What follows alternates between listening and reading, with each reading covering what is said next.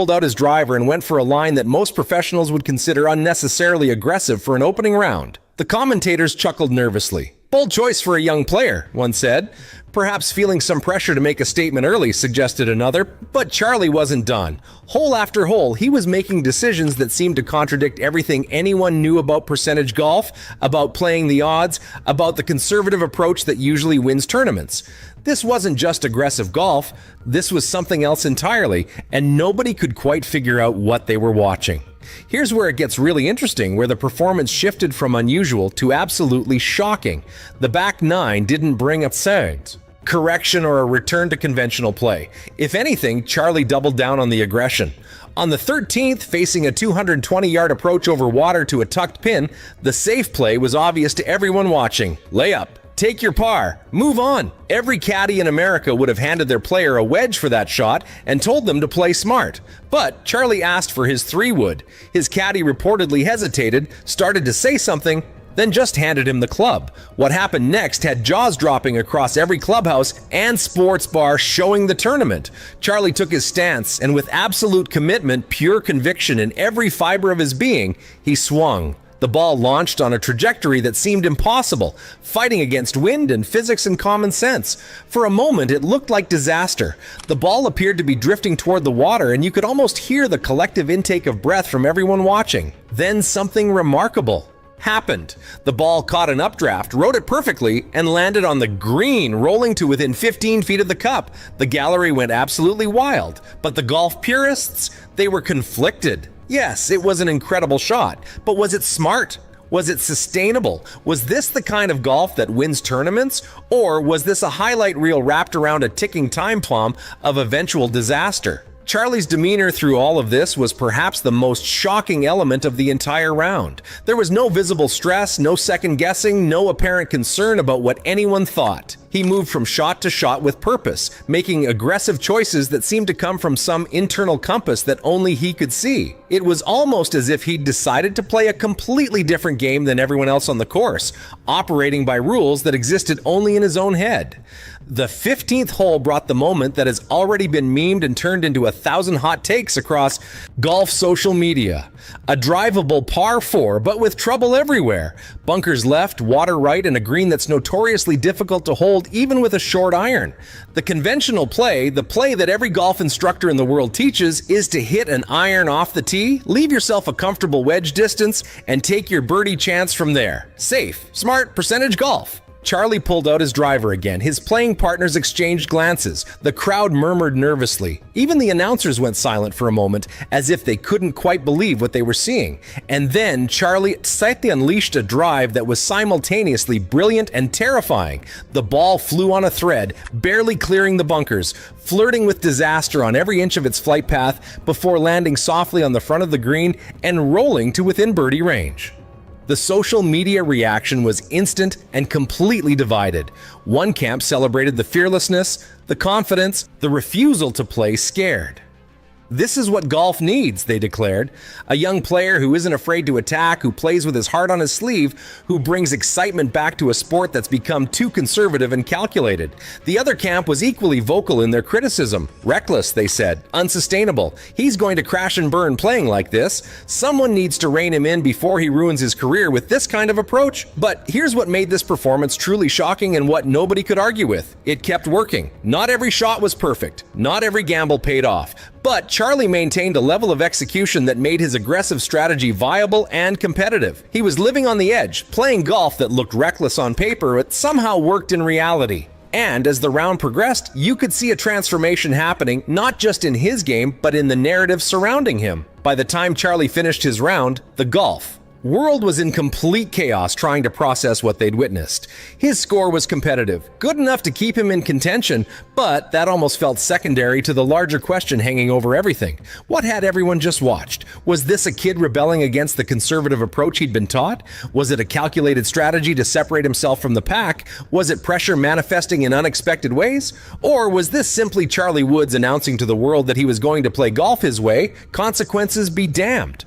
Golf analysts immediately began comparing this performance to pivotal moments in the careers of other greats. Some drew parallels to young Phil Mickelson's aggressive style that eventually won him majors and made him one of the most exciting players to watch. Others compared it to players who flamed out trying to do too much, who let ego and emotion override smart course management and destroyed promising careers. The debate raged on every sports network, every golf podcast, every corner of the internet where people discussed the game.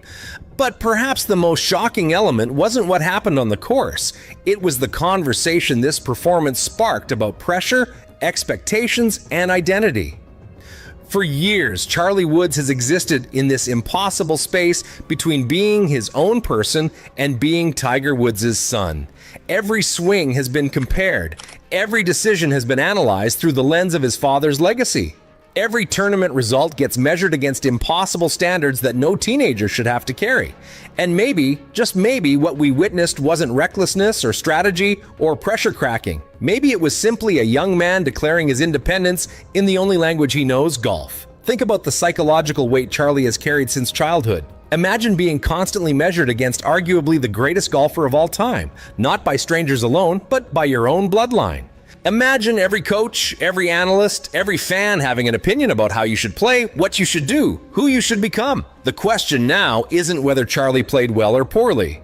The question is what this means for his future. Will he continue down this aggressive path? Will coaches and advisors pull him back toward conventional approaches? Will this moment be remembered as the turning point where Charlie Woods found his identity? Or will it be a cautionary tale about a talented kid who self-destructed trying to prove a point? Nobody knows the answers yet, but one thing is absolutely certain. Charlie Woods just delivered the most shocking, most debated, most analyzed performance in recent junior golf history. And whether you think he's a genius or reckless, whether you loved it or hated it, you can't deny that he's got everyone's attention. The kid who's lived in the shadow of greatness just stepped into his own spotlight, and the golf world will never look at Charlie Woods quite the same way again. Teenager, this would be career-changing. For the son of Tiger Woods, it meant stepping into a spotlight that had been waiting for him since the day he first picked up a club. Tournament directors took notice, invitations to elite championships started coming in, and fans began to speculate about what could come next. And yet, beyond the numbers, beyond the trophies, the real story was in the atmosphere. Crowds followed every hole, media lined up for quotes, and fellow players felt the weight of his presence. In one weekend, Charlie didn't just win a title, he shifted the narrative. For years, the question was if he could ever emerge from his father's shadow. Now, after this breakthrough performance, the golf world had its answer.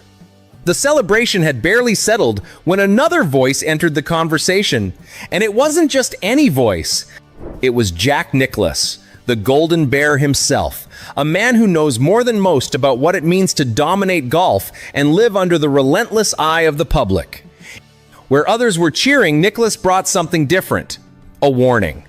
His words didn't come from cynicism or doubt, but from a lifetime of experience watching the game, the fame, and the weight that comes with both.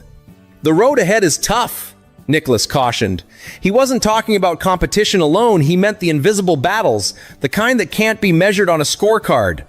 For the child of a sporting icon, the journey is never just about skill. It's about enduring constant comparisons, impossible expectations, and a spotlight that never fades. These challenges, Nicklaus knows, can break even the most talented young athletes if they aren't prepared. Nicklaus's warning wasn't abstract. It came from a deeply personal place. Decades earlier, his own son Gary was thrust into fame at just 16, plastered on the cover of Sports Illustrated with the bold label, "The Next Nicklaus." Instead of launching a legendary career, that moment became a turning point, and not for the better. The pressure, the endless attention, the sense that every swing was under scrutiny, it all became too much. Gary eventually stepped away from the competitive grind, proof that talent alone doesn't protect you from the weight of expectation.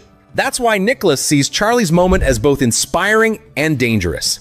The victory shows his potential, the attention shows the challenge ahead, and in today's era where social media amplifies every highlight, every mistake, and every opinion, the intensity is magnified beyond what Gary ever faced.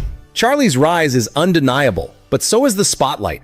Nicklaus's words are both a caution and a gift, A reminder that the path to greatness isn't just walked with a golf club, but with resilience. In golf, pressure can be invisible, but for Charlie Woods, it's impossible to ignore. Every swing he takes, every putt he makes is watched, recorded, and compared to one of the greatest players in history, his father. And father noun? For most juniors, the gallery might include parents and a handful of friends. For Charlie, it's a wall of cameras, reporters, and fans all waiting to see if he's the next Tiger. That expectation doesn't just follow him, it surrounds him. In the modern era, the spotlight burns hotter than ever. When Gary Nicklaus faced pressure in the 82nd, the media cycle had pauses. There were breaks. Not a small local scene anymore. It is where the next generation of tour players gets tested years before most fans know their names. The fields are deep, the travel is constant, the pressure is real, and somehow Miles keeps moving through that world like he does not fully understand how strange this is. So, how does someone this young start breaking records before most kids are even old enough to drive themselves to the course? To understand that, you have to start with the place where his story first became impossible to ignore.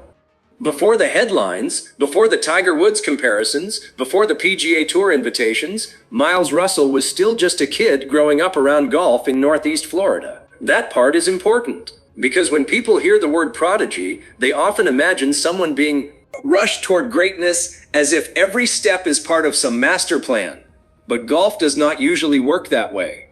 Golf exposes people slowly. It finds the weak spots. It takes a player who looks unbeatable one week and humbles him the next. That is why junior results can be hard to trust. A hot month can look like a breakthrough. One trophy can turn into hype. One low round can make people say things they probably should not say yet. But with Miles, the results did not come once. They kept coming. In August 2023, when he was still only 14, he won the Boys Junior PGA Championship. Not by sneaking through the back door. He finished at 18 under par, 266, closed with a final round 67, and won by 7 shots. For most junior golfers, that would be the season. For Miles, it was like the story was just starting. 1 month later, in September 2023, Miles arrived at TPC Sawgrass for the Junior Players Championship. This is not an ordinary junior event. It is played on the stadium course, the same place where the best players in the world face one of the most famous finishing stretches in golf. The Island Green at 17 does not care how old you are. Miles opened with a 70. Then came a second round 66, the lowest round of the tournament. By the end of the week, his card read 70, 66, 71, 9 under par, 207 total, youngest champion in event history. And the strangest part was not just that he won, it was how normal he made it look. On a course built to create mistakes, he stayed calm. In a field filled with older players, he looked comfortable. And by the time he walked away with the trophy, junior golf had a new problem. The numbers were no longer just impressive, they were historic. And once a 14-year-old starts making history at TPC Sawgrass, the comparisons become almost impossible to stop. The comparison everyone thought about was Tiger Woods. Not because Miles Russell had won a major, or changed the sport, or done anything close to what Tiger would later do. That would be unfair. Almost nobody should carry that kind of sentence at 15 years old. But the record book forced the conversation. On November 2nd, 2023, the American Junior Golf Association named Miles the Rolex Junior Player of the Year in the boys division. He had turned 15 just 1 day earlier. And with that, he became the youngest boy ever to win the award.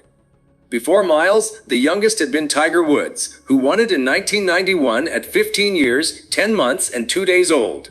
That is the kind of fact that sounds simple until you sit with it.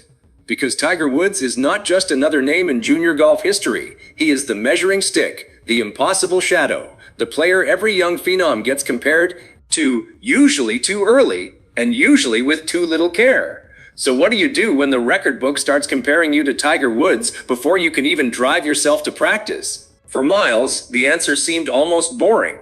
He kept playing. And that might be the most interesting part of the whole story. The bigger the attention got, the more ordinary his response looked. No big speech, no sudden change in personality. Just more tournaments, more scorecards, and more people in golf quietly asking the same question. How far can this actually go? By the spring of 2024, that question moved beyond junior golf. In April, Miles entered the LA Cum Suncoast Classic on the Corn Ferry Tour. This was not a junior field. This was a professional tour event, filled mostly with grown players fighting for status, money, and a future shot at the PGA Tour. And standing among them was a 15-year-old amateur. He opened with a 68, then he shot 66 in the second round. After 2 days, the kid who was still supposed to be learning how to handle pressure had done something no player his age had ever done on that tour. He made the cut. And if you like stories about young athletes, changing the timeline before anyone is ready, hit like and subscribe, because Miles Russell's story is moving faster than almost anyone expected. But the weekend made it even stranger.